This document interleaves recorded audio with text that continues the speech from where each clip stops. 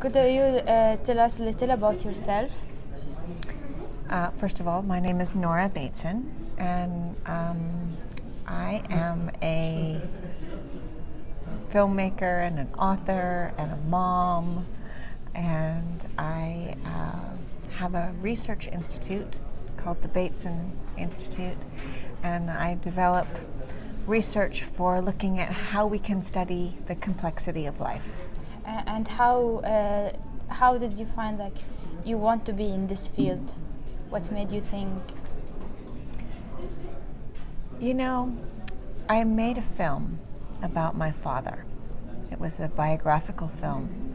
And when I was making that film, I learned a lot about his work, which was really at the beginning of systems theory and cybernetics and his own way of studying life. That's kind of beyond even what those categories are. And what I started to realize is that when we describe another living thing, whether it's a human being or a family or an ocean or whatever it is, that you have to be really, really careful what you say. And because I was making a film about my father, I was so aware that everything that I put in that film was so chosen by me. Mm-hmm. You know, obviously I couldn't put his whole life in that movie. Obviously the processes behind every decision weren't in that movie. So the things I chose were what were going to be the description of him. And I felt like as a question of representation that this was an enormous ethical responsibility. And it was also a personal responsibility. I didn't want to create a description of my father that made him less than he was. Yeah. You know? So what is your exact interest in research or filmmaking? Do you find like a subject and you concentrate on, I want to do a research about this thing? How do you choose the way you research? Well, that is an impossible question, actually. Funnily, because what happens is life happens. And I might think that I'm going to set out to do a project, but then something else comes in. Yeah. And I think one of the most important skills in life is to recognize when something else comes in that is got the momentum behind it to really move, mm-hmm. to be able to shift. So, you know, I might start a project thinking I'm going to work on this piece. And then it leads to something else. And the something else is actually the better project. Yeah. And so there's that moment of saying, I know I started this other thing, but this is the better project. So interesting. Yeah. So I keep a kind of flexible approach. So, Nora, you had a book authored recently. Would you like to tell us about it? Sure. So, okay, it kind of comes back to what I was saying about making this film about my father. How do we describe life in its complexity without making it too small, without reducing it, without cutting it apart, mm-hmm. and killing it, exactly. Right? How do you talk about life without killing it? So in my book, I am talking about lots of different aspects of life. From a systemic kind of lens. And what I realized was that, you know, when you're talking about something or someone or something, some aspect of life like that, you're not actually talking about the thing you're talking about as much as you are expressing your own subjectivity, your own perspective, your own set of experiences and languages. So in that sense, the voice of the observer tells more than the information you think you're saying. Yeah. The way you tell it says so much about what this information means. Okay? So my book is really about exploring that. What is the name of it, by the way? It's called Small Arcs of Larger Circles. And in a way, it's about science, but it's also about poetry. It's about love, it's about parenting, it's about dealing with cross-cultural questions that are really hard. It's about learning and learning and learning. Yeah. And I really just wanted to explore lots of different kinds of voices, because I felt like if I wrote a book that was about how to look at life through a systemic lens, chapter 1, blah, blah, blah, blah, blah, blah, blah, chapter 2, blah, blah, blah, blah, blah, blah, blah, chapter 3, that doesn't say what I needed to say. Yeah. And who was your source of inspiration? Ooh. Maybe many. Okay, so ultimately my book is intergenerational conversation.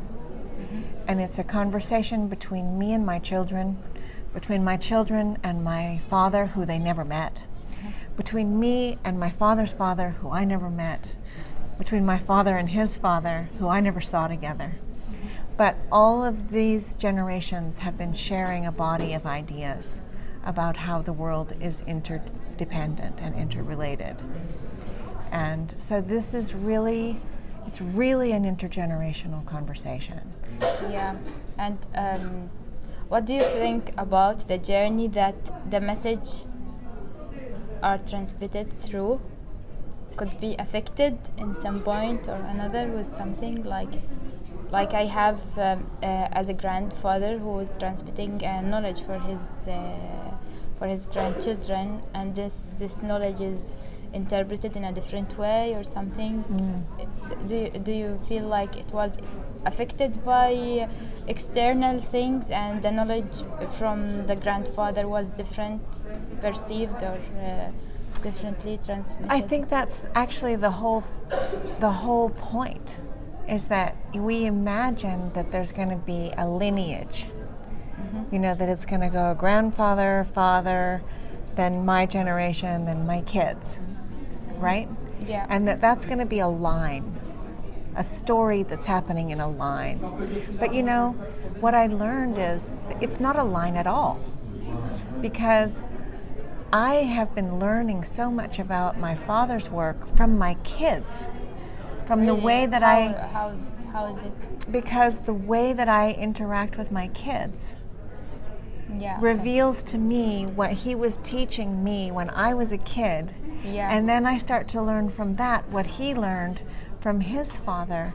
But I'm looking at that in the context of this era, through my eyes, through my voice, through my kids' understanding, right? So the context is really nonlinear. And it's like, who can say really which way this story is going? Yeah. Does it go, are my children really living out the story of my grandfather's life? And is it really going backwards, or is it sort of leapfrogging around? Yeah.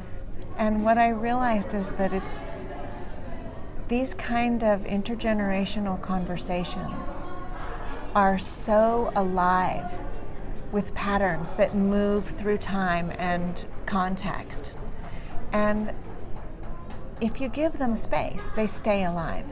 Now there's an intergenerational transmitted of knowledge, and there are humans who are living already, and there are many things that coming into each other and intercrossing each other, like being from my complex, my country was invaded many times, Romans, Byzantines, Canaanite, and then until now. Do you think that those relations, either by someone who's coming as an oppressor for under oppressed, are also being transmitted in a way that it's giving an impact on the life, or I think it's impacting all of our lives. I think we are... I mean, how do you compare it with the same of the intergenerational relation? So if you look at where we, humanity, are right now,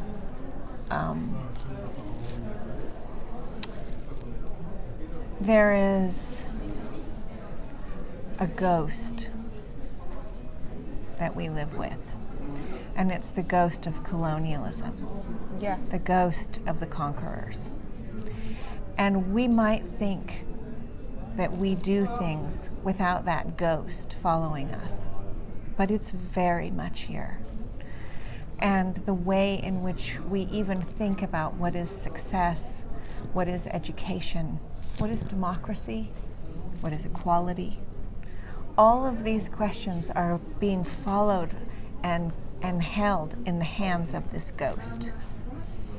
Yeah. So I don't think that we can escape it. And we don't really know how to talk about it. We weren't there when it happened, but we live in the abstractions of the abstractions, the consequences of the consequences. Yeah.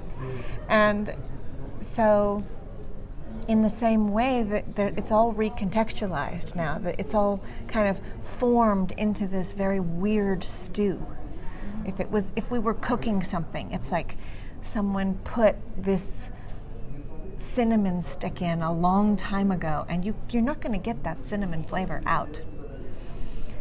It's not, you can't get it out again. I have a piece in my book, and it's about how, it's called We Are Wine, and it's about how you can't get the grapes out of the wine. Yeah, very interesting. Yeah, and it's a little bit like that, you know, we have come together in this particular alchemy of history and the way that it has come together. And we can't pull ourselves, you can't get out of it, we can't go back.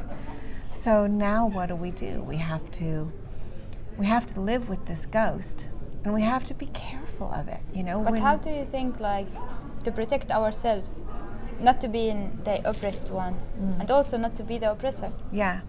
How do we find like such a way to be not for sure we are going to be affected, but how to be protected at least, not to be I mean, that's such a beautiful question, and I don't know the answer to that question. I only know that with my own work, what I have set out to do is to really try to discover the different textures and the different tonalities of my own voice. Because, I mean, I spent my life trying to be equal to the kind of white male standard. And when I started in on my own work, I started with a kind of a tone in my writing that felt like what was professional and had authority and credibility. And then I read that and I thought, that's the voice of the whole academic colonization of knowledge. That's not knowledge. That's the colonization of knowledge. That's the knowledge that's been hijacked. What do you mean by hijacked? Sorry. Like it's been stolen from me. Yeah. You know, if I learn something and I want to express it, I have to express it in the terminology and the form, in the structure of this academic pattern. Mm-hmm. And that academia is the voice of the oppressor.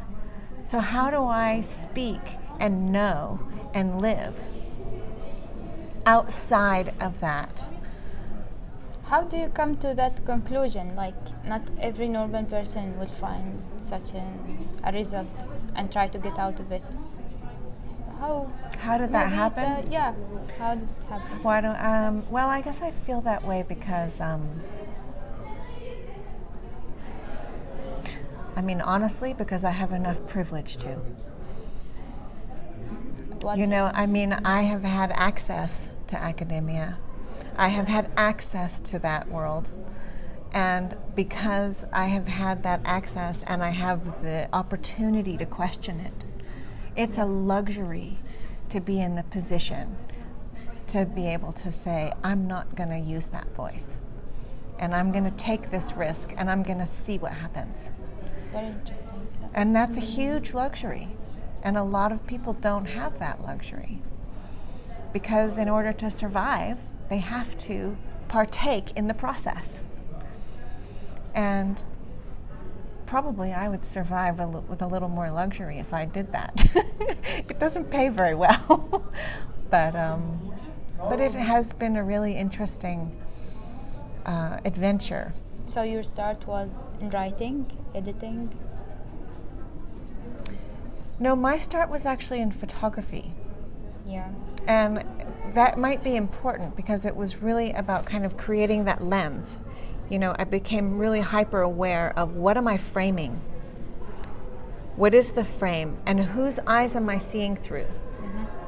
I think this is a beautiful image because why? Because it relates to a whole literacy of images that I know. And how am I in interaction with that literacy? Whose images? Yeah. Who says those images are beautiful, powerful, important? How do you relate your work to what we are doing today, the World Forum for Democracy, education, equality?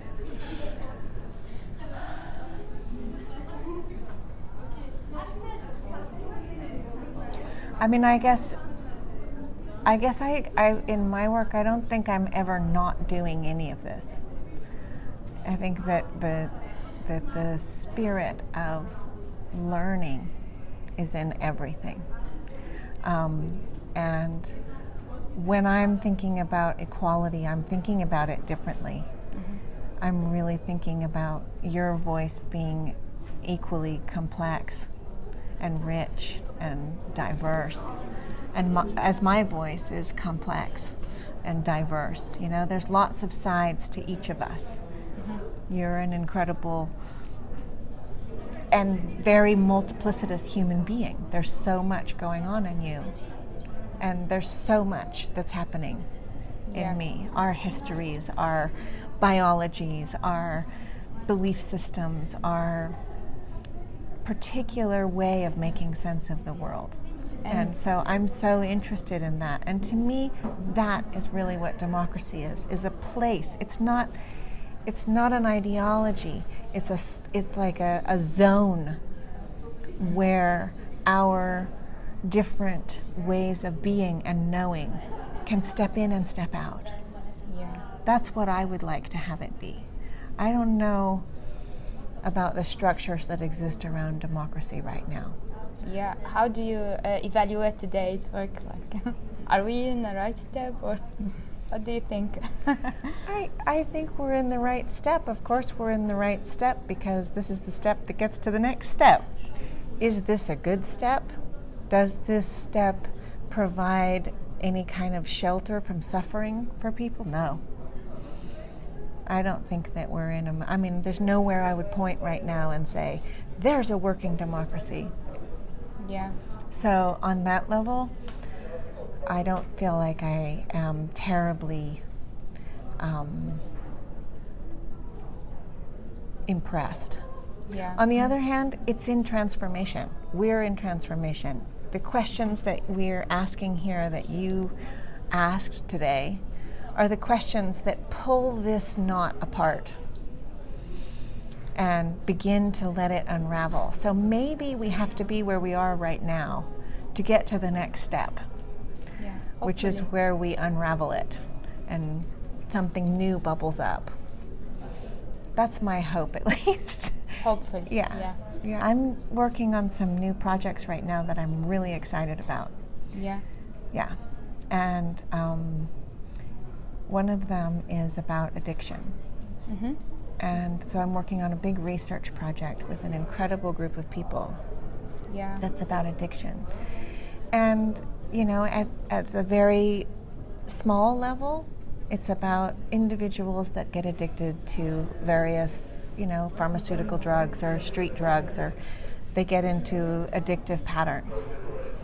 That would be interesting. Yeah. But at a larger level, it's about addiction as a kind of pattern of relationship. And the idea that we're looking at addiction as something that is, the habit of continuing behavior that is going to harm you. And if you look around our world, that's pretty much all of us. Would it be a movie or a book? Or? First, it'll be a book that's in collaboration with the other researchers, and then we'll see what happens. Okay, so Nora, it was very interesting meeting you. Thank you for your information and your time. Thank you. That's it.